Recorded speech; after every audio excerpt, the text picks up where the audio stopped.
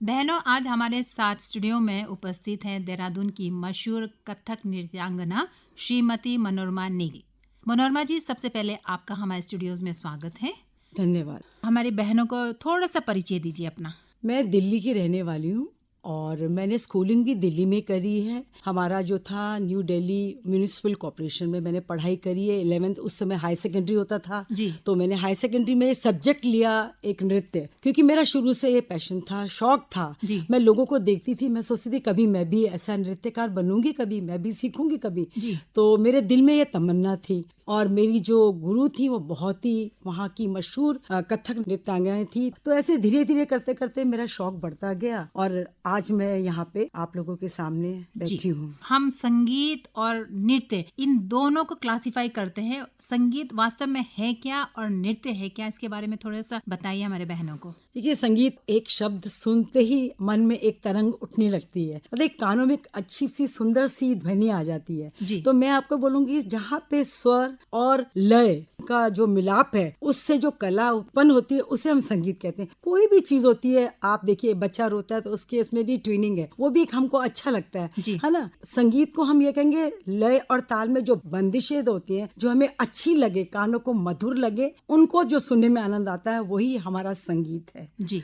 और नृत्य को बहुत से लोग अलग अलग दिशाओं में देखते हैं। जो नृत्य जो शरीर के अंगों द्वारा हम प्रदर्शन करें, चाहे वो ग्रीवा संचालन हो, हस्तक हो, आपका भौं का चलना हो, शरीर का चलना हो, संगीत के साथ इसका समन्वय हो, तो वो हम जो नृत्य करते हैं और वो लय ताल से बंधित हो उसे हम कहते हैं नृत्य। और जो हमें दिखने में अच्छा महसूस हो, खुशी हो उसको देख करके, उसे हम नृत्य कहते हैं। बहुत अच्छी तरह से आपने परिभाषित की नृत्य को। तो भारत में हम देखते हैं बहुत राज्य है यहाँ पे, तो अलग अलग नृत्य पाए जाते हैं। भारत में हम कितने प्रकार के नृत्य देख सकते हैं? जी, एक्चुअली हमारे यहाँ जो होता है दो तरह के नृत्य होते हैं, एक शास्त्रीय नृत्य और एक कहते हैं हम लोग फोक डांस, लोक नृत्य जिनको कहते हैं। तो मैं सबसे पहले आपको शास्त्रीय नृत्य के बारे में बताती हूँ। शास्त्रीय नृत्य हमारे यहाँ देखिए कथक, भरतनाट्यम, मणिपुरी, कथाकली, मोहिनी एट्टम, हमारे ये क्लासिकल डांस है। क्लासिकल मीन्स शास्त्रीय नृत्य और इनमें बहुत बंदिश होती है। आपका स्वर, ताल, इंस्ट्रूमेंट्स कैसे बजते हैं। अब जैसे आपका साउथ का, केरला का हो गया, हमारा कथकली हो गया, तो हम क्या करेंगे उसके इंस्ट्रूमेंट जैसे पखावज नहीं हमारे यहाँ होता, उनके यहाँ मृदंगम बजता है, उनके यहाँ नाद स्वरम बजता है। कथक जो उत्तर भारत का है उसमें हम हारमोनियम, तबला हो गया। तो इनका जो है डिफरेंस आपको खुद देखने और सुनने से महसूस होगा। तो ये तो हमारे शास्त्रीय नृत्य हो गए। लोक नृत्य जो होता है, देखिए अब मैं पंजाब गई हूँ, पंजाब में मैंने भांगड़ा देखा, गिद्दा देखा और वहाँ पे जागो देखा शादियों में, तो मन प्रफुल्लित हो गया। मतलब वहाँ की जो रिदम, वहाँ का जो कल्चर है, वहाँ के जो लोग का रहन सहन है, वही लोग अपने लोक नृत्य में प्रदर्शित करते हैं। तो ये दो डिफरेंस आपके जो है क्षेत्र है, एक क्लासिकल है, एक फोक है। अब आजकल एक तीसरा चलन भी आ गया हमारे यहाँ, कंटेम्प्रेरी डांस। कई तरह तरह के डांसेस हैं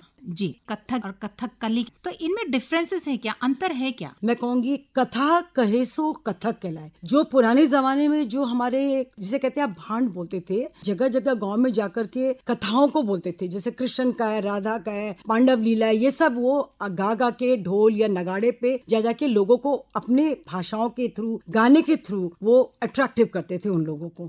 तो उन्होंने उसको मुद्राओं में बांध दिया, उसको रिदम में बांध दिया, उसको मूवमेंट्स में बांध दिया और उसको हमने एक क्लासिकल फॉर्म में दे दिया कथक। कथा कहे सो कथक कहलाए। और जो हमारा कथाकली है वो हमारा जो है वो केरला का डांस है। इसके इंस्ट्रूमेंट्स बहुत डिफरेंट है और ये अकेला भी होता है और ये ग्रुप में भी डांस करते हैं। और इसका जो मेकअप होता है वो बहुत ही अट्रैक्टिव होता है। इनके जो फूलों का जो नए नए फूल आते हैं, जो बिल्कुल ओरिजिनल फूल होते हैं, उनके जैसे आंखों में वो रेडनेस दिखाते हैं, तो वो पत्तों को आंखों में बंद करके एक आध घंटे, तो उससे क्या होता है, उसका इफेक्ट आता है रेडनेस। और हमारे जो कथक है उसमें हम लोग पेंसिल से अपनी आईज बनाते हैं, अपना मेकअप करते हैं, तो थोड़ा ये डिफरेंस हमारा हो जाता है। एक तो लैंग्वेज का हो जाता है, आपकी साउथ की लैंग्वेज हमारा उत्तर भारत का, जैसे ठुमरी है, भजन है, गायन, उनके नृत्य के अंदर जो आते हैं उनके भगवान, वो उनको दर्शाते हैं। जी, आपकी प्रेरणा कौन रही है या कौन थे जिनसे आपको प्रेरणा मिली इस क्षेत्र में आने के लिए? ऐसा है कि पहले जब मैं स्कूल में थी तो मैंने देखा जो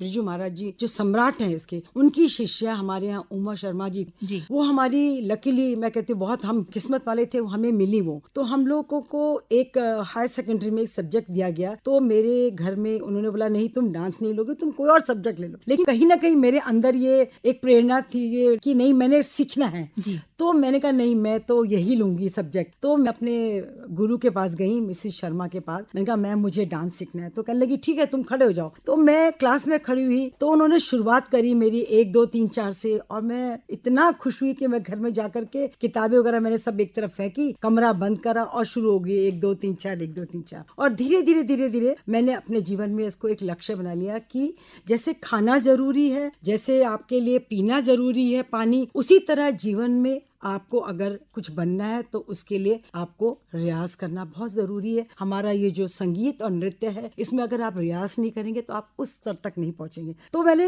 पढ़ाई के साथ साथ इसको भी इम्पोर्टेंस दी कि नहीं मुझे इसमें कुछ ना कुछ करना है जी। हाँ, मुझे थोड़ा सा इसमें संघर्ष तो करना ही पड़ा, बट मैंने पढ़ाई के साथ साथ अच्छे से इस नृत्य को भी सीखने की कोशिश की। तो आपने कथक ही क्यों चुना?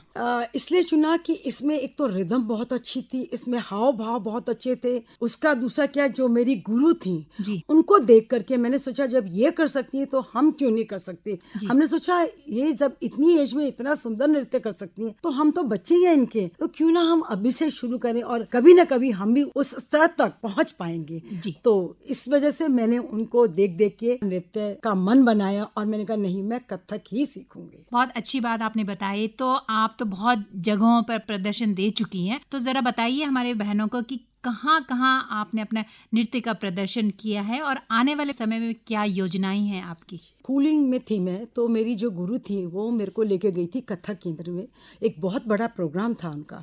तो उन्होंने कहा कि तुम इसमें डांस करोगी। मैं बहुत घबराई हुई थी क्योंकि ये मेरा पहला प्रदर्शन था, मैंने कभी जिंदगी में स्टेज नहीं देखा था।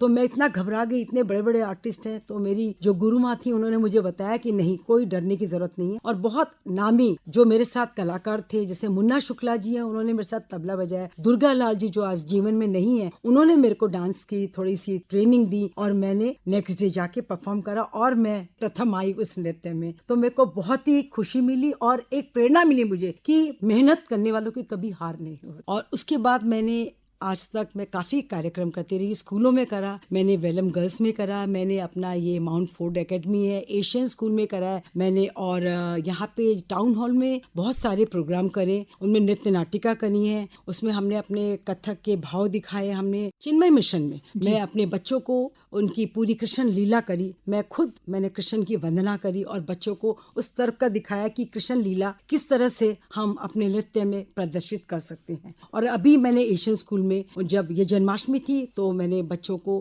पूरा एक अच्छा सा रास करवाया कृष्ण का, ताकि सब लोग बच्चे उसको देखें, अपनी संस्कृति को देखें। और मैंने कुछ आइटम जो है अपने देहरादून से बाहर भी करें। अभी एक वाइडर इंस्टीट्यूट में भी करा था मैंने बहुत पहले, वहाँ पे मैंने अपना डांस प्रस्तुत करा। और अभी मेरा एक और डांस है, जैसे छोटी छोटी महिलाओं की गोष्ठी होती है, उसमें वो हमें इनवाइट करते हैं छोटे छोटे कार्यक्रम के लिए। तो अभी एक संस्था है, उन्होंने मुझे बुलाया है, तो मैं अभी उनको 24 तारीख को उनके यहाँ एक मुजरा कथक के द्वारा करना चाहती हूँ। जो देहरादून के अच्छे प्रतिष्ठित स्कूल हैं वो हमें बुलाते हैं, तो हम लोग वहाँ पे प्रदर्शन करने चाहते हैं जी। तो मनोरमा जी ये बताइए कि जब आप तैयार होती हैं प्रदर्शन करने के लिए किन चीजों की आवश्यकता पड़ती है? सबसे पहले तो आपको एक माइंड को मेकअप करना पड़ेगा कि आपको क्या प्रदर्शन करना है। आप क्या कैरेक्टर कर रहे हो या आप नॉर्मल डांस कर रहे हो, आप एक नृत्यांगना की तरह डांस कर रहे हो। क्योंकि कई बार ऐसा होता है हमारे बैलेज होते हैं, तो उसमें आपको एक पर्टिकुलर पार्ट दिया जाता है कि आपको जैसे शकुंतला का पार्ट करना है या आपको मेनका का पार्ट करना है। तो इस तरह से हमको गुरुजी बताते थे कि बेटा तुम्हें ये वाला पार्ट करना है। तो हम उसको क्या करते थे, अपने पास सब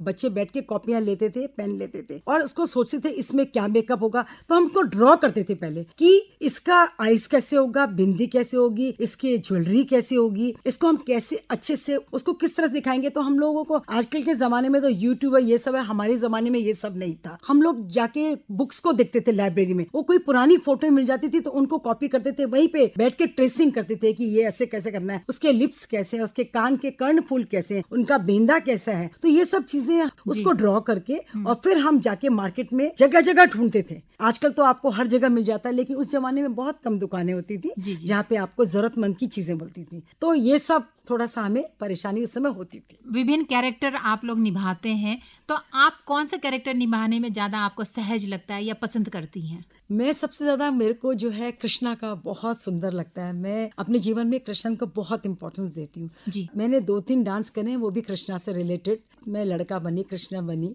और मैंने उनके भावों को प्रदर्शित करने की कोशिश करी और लोगों ने बहुत सराहा और बहुत ही मेरे को उन्होंने कहा कि तुमने बहुत सुंदर करा, एक्सप्रेशन बहुत अच्छे थे। तो मेरी कोशिश रहती है कि मेरे को कृष्णा से मिल जाए या मैं एक सीधे सिंपल से नृत्यकार बनूं। तो अब तो आपकी शादी हो गई है, आप कितना समय दे पाती हैं रियाज के लिए या डांस प्रैक्टिस के लिए? शादी के बाद हम तुरंत तो नहीं कर पाए एकदम से रियाज, क्योंकि नया माहौल, नई चीजें, तो हमें थोड़ा टाइम तो चाहिए था। तो हमने धीरे धीरे अपने पति को बताया कि भी हमारा इसमें इंटरेस्ट है और हम थोड़ा सा रियाज व्याज करना चाहते हैं। तो उन्होंने कहा ठीक है कि आप घर में तो नहीं कर पाओगे, तो आप स्कूल में जाके ज्वाइन कर लो। तो फिर मैंने देहरादून में स्कूल ढूंढने शुरू करे और मैंने किसी एक गुरु थे बहुत अच्छे, उनसे सीखा और धीरे धीरे मैं रोज वहाँ पे आधा घंटा अपना रियाज करने आती। जो मेरा खालीपन था वो एकदम से उभर गया, क्योंकि मुझे वो दिन याद आ गए जब मैं आधा एक घंटा मेहनत करती थी। लेकिन हाँ, मुझे कम से कम 30 मिनट 35 मिनट तो अपना रियाज करने के लिए मुझे टाइम